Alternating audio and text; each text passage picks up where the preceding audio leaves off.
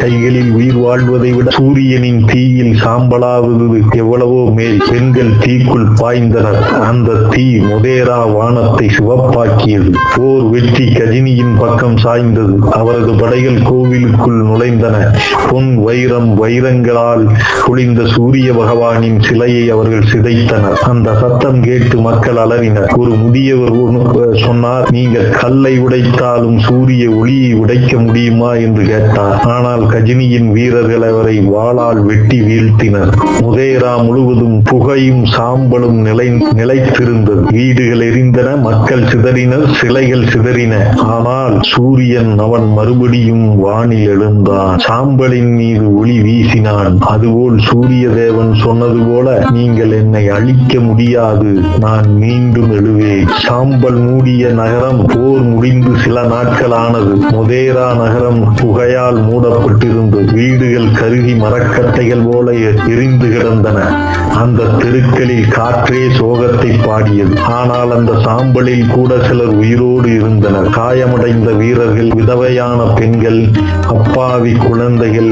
அவர்கள் கண்களில் வலி இருந்தாலும் உள்ளத்தில் ஒரு தீ இன்னும் அணையவில்லை. கோவிலின் வாசலின் முன் நூற்றுக்கணக்கான வீரர்களின் உடல்கள் கிடந்தன. அந்த உடல்களை மக்கள் ஒன்று சேர்ந்து சுடுகாட்டில் எரித்தனர். தீ மண்டபத்தின் அருகே ஒரு தாய் தனது மகனின் உடலை பார்த்து, ஓ சூரிய தேவா, அவன் உன்னை காப்பாற்ற ரத்தம் கொடுத்தான் கத்தினார். அவன் ஆன்மா உன் ஒளியில் கரையட்டும். அந்த வார்த்தைகளை கேட்டு மற்ற பெண்கள் கண்ணீர் மல்க பிரார்த்தித்தனர். சூரியன் ஆலயம் ஒரு காலத்தில் ஒளியின் அரண்மனை. இப்போது அது சிதிலமாக நின்றது. சிலைகள் உடைந்தன, அழகிய செதுக்கல்கள் கருகின.